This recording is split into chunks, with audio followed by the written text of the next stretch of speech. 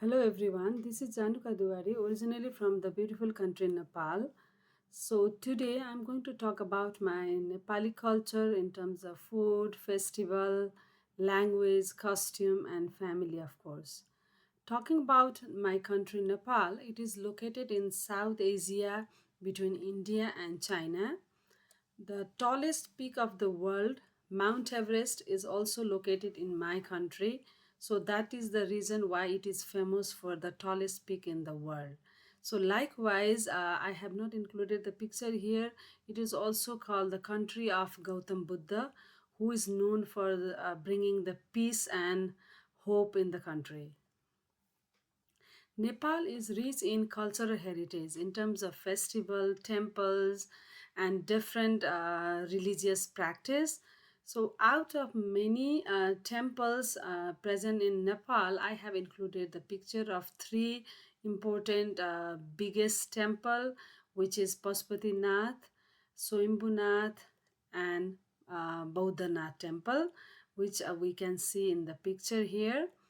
Likewise, talking about the different festival we celebrate across the country, we have a three biggest festival, which is Dasai, Tihar, and Teej.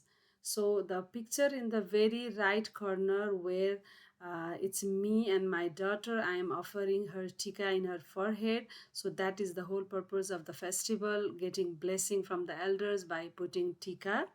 Likewise, talking about Tihar, it is the second biggest festival and it's celebrated for 5 days by worshipping a bird called crow, cow, and dog, ox, and final day is a kind of a sibling day, meaning we worship our brothers and sister by offering tika, delicious food, and gifts. And the third biggest festival called Teej, which is a festival of Nepali women, which is practiced by like singing, dancing, and fasting for their family and especially for their husband. As a daily food, we Nepali people eat rice, dal, bhat, and tarkari, which means it's a rice is a steam. Dal means is a lentil soup made up of different varieties of the lentils. And tarkari means it can be a vegetarian or non-vegetarian, which includes spinach and different cauliflowers, broccolis, or like non-vegetarian means kind of chicken or mutton or even the buff. And achar means it's a pickle, which is followed by the the salads and the dessert, which here we can see the picture of green salad and dahi. And as a occasional and during our celebration, we make a special type of food which is called sel roti, and the kheer called rice pudding with the achar. And of course, we make a delicious dumpling called momo. It might be a vegetarian or the non-veg with the chicken or mutton, and it's a very delicious food. So, talking about the costume or the dress that we Nepali people wear, during our special occasion, the female people wear sari and blouse, which we can see in the picture, and the male people wear daura surwal. But nowadays, the people have a very choice to wear the different types of dress according to their needs and their wish.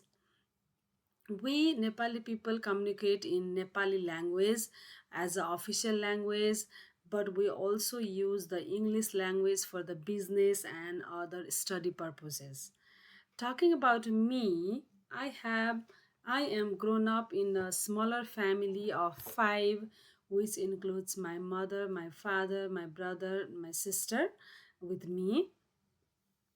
But I have a very bigger extended family who lives far from the city, and I get a chance to meet with them during any celebration, occasion, marriage, or any like festival. Talking about my the smaller family, my especially my parents. My father is a government officer who is retired now and he's living his very healthy retired life. My mom is a housewife who took care of us with our all social, emotional, and financial needs. Here in Canada, I'm living with my own core family of four: my husband, my daughter, and my son, which we can see in the picture. As a childhood dream, I am dreamed of becoming a nurse. But the in life there are various circumstances. I was a science teacher back home. After coming to Canada, I have realized that I can fulfill my childhood dream. So that is the reason why I have joined the Centennial College and enrolled in a registered practical nursing program to fulfill my childhood dream of becoming nurse. In my culture, the gender has the specifically defined role. For example, the male members are considered to hold the highest position in the family, and they are involved in decision making and the final decision. For example, in a family, grandfather, brother, father, they have a very high power, whereas the female members are not allowed to participate in decision making. However, the with the growing needs and the things are being changed, now slowly the female people are also involved in decision making process, which is very good practice. Talking about the religion or being in the particular group, what I feel is it's very important to be in the particular religion or the group, because this religious practice, kind of shapes our individual mindset and it helps in the thinking ability. Also, it kinds of give us a safety and a hope whenever we need it. For me, I particularly belong to the Hindu religion, and I have practiced the Hindu religious practice. However, I have equal respect towards every religion in the world. We worship God Shiva, Vishnu, Brahma, and Ganesh, and goddess Lakshmi, Durga, Saraswati. In my culture, there is one specific prohibition: is we Hindu peoples worship cow in Tihar festival. That is the reason why eating beef is strictly prohibited in my Hindu culture. As shown in the figure here, the female worshipping the cow during Tihar festival. Talking about me and my habit, I am an extrovert person. I like to share my feelings and the ideas and seek advices whenever I need it. And I feel like this is a very important habit because it helps us to keep our mental health fit and healthy. In my culture, the public physical contact is not so common. People normally greet by bowing their heads and joining their hands, saying namaste. However, with globalization and the change everywhere, the different practice like handshaking and hugging and kissing are being common nowadays. I feel personally both ways are fine unless and until it is done with the pure intention. Talking about the disrespectful act, faking, lying to someone, and scamming are considered as a disrespectful habit in my culture, and I feel like this is disrespectful among even universally around the world. My culture has a high power distance culture, which means the people in the high power distance, for example, bosses or the manager, they are allowed to make a decision. Everyone in the groups are not allowed to share their ideas and give their input.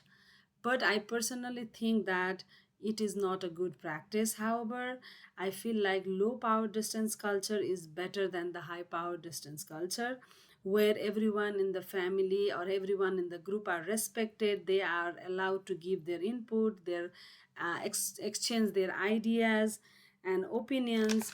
Doing so will obviously help to, personal and to bring the personal and professional development. Now, talking about the cultural difference, yes, of course, we human being are, we have a different culture and we are from the different background and ethnicity. So we are different, or we have a different culture doesn't mean we are allowed to disrespect or we are allowed to disregard the other culture. What I feel is like wherever we go and wherever we live, we should be very much blessed and respectful to the culture of that particular country. For me, I am here in Canada and I feel very blessed, and I have a very good respect for the culture of this country, Canada. Moving on to the cultural discrimination, I have never experienced such a discrimination for my own cultural practice. Instead, people are curious to know about my cultural habit. For example, whenever we put tika during our biggest festival, Dasai, and we go out in the grocery or even in the office, the people are excited to know about why we do put tika, and I like answer simply saying that it's a kind of our cultural practice where we get blessing from the elders, and of course we get a money if we are like smaller ones. Yes, so I feel very happy because I know Canada is a multicultural country and everyone has equal respect for different culture. And I feel talking about the adjusting to the new culture is initially it might be like kind of difficult, I would say, but it's not impossible. Slowly, with the span of time, if people really wanted to, or if people are desperate to adjust into the new culture, they will surely they can do. For example, I would like to share my own personal experience with regard to the kind of cultural shock, I would say. In back in 2018, when I first came to Canada, I was landed in Montreal, Quebec, and it is like the French speaking province, and I have joined the French language course. And there I heard my classmate calling to, the professor and teacher by their first name, and which seems like very much, different to me, because in my culture, nobody uh, calls their professor, the teacher, by their first name. Instead, they give like sir, madam, professor, kind of this type of word, like respectful word before the first name. But yes, here it's a different. And then at that time I was like kind of, what is happening here and what the disrespectness is.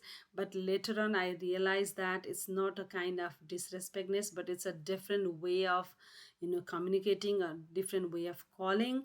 But uh, yes, so initially I was kind of shocked, but later on I realized that it's not a big issue. And also regarding to the language, I have encountered like kind of language barrier, because in Montreal, like most of the people are communicating in French language. So slowly after joining to the French language course for the 2 month, I have started communicating in the French language. In this way, what I would say that if you really wanted to change, or if you really wanted to adapt into the new culture, you definitely can. Yes, this is my own personal experience, and I'm very proud of that. uh, yes, these are the picture which we have taken in the Montreal, the church. Yes, so I am Hindu and I am like proudly I'm going into the church and capturing these moments. Yes, because I have equal respect to the every culture.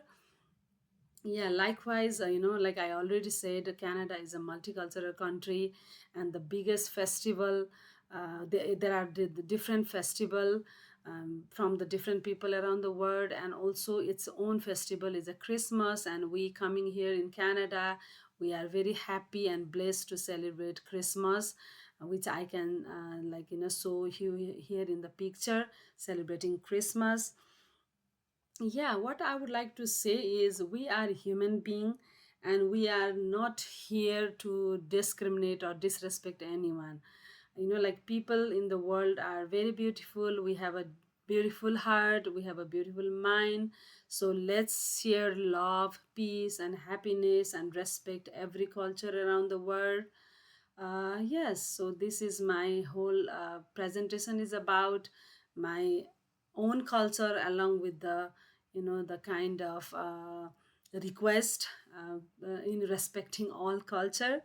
Finally, thank you very much for watching my video about my Nepali culture. Thank you.